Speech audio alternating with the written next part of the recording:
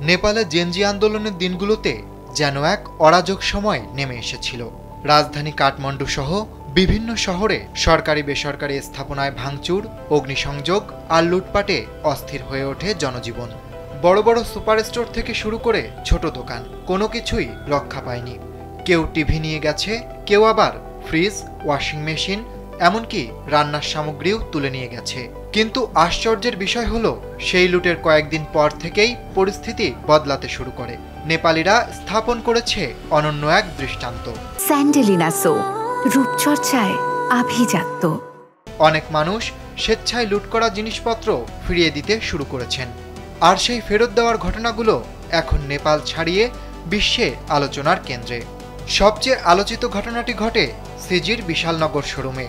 শোরুমের পক্ষ থেকে মাইকিং করার পরপর এক ব্যক্তি সেখানে গিয়ে ফিরিয়ে দেন একটি রাইস কুকার। শুধু ফিরিয়েই দেননি, রাইস কুকারের ভেতরে তখনও ছিল রান্না করা গরম ভাত। কাঠমান্ডুর হাডিগাঁও এলাকাতেও স্থানীয়রা উদ্যোগ নিয়েছেন লুট হওয়া সামগ্রী উদ্ধার করে ফেরত দেওয়ার। সিজি কোম্পানির কর্মীদের সঙ্গে তারা বাড়ি বাড়ি গিয়ে খোঁজ চালাচ্ছেন। এখন পর্যন্ত প্রায় 20% জিনিস ফেরত এসেছে। Fridge, fan, washing machine, pressure cooker, rice cooker, অনেক কিছুই ইতিমধ্যে ফিরে এসেছে। এমনকি কিছু লোহালক্ষ্যর বিক্রেতাও লুট করা জিনিস ফেরত দিয়েছেন।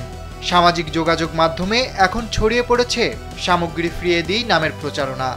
রাজধানীর বাইরে থাকা শহরগুলোতে তুলনামূলকভাবে বেশি পণ্য ফেরত এসেছে। এর মধ্যে সবচেয়ে বেশি পণ্য ফিরে এসেছে বিরত মোড় শাখায়। এই বিরল প্রচারণা এখন বিদেশেও প্রশংসিত হচ্ছে।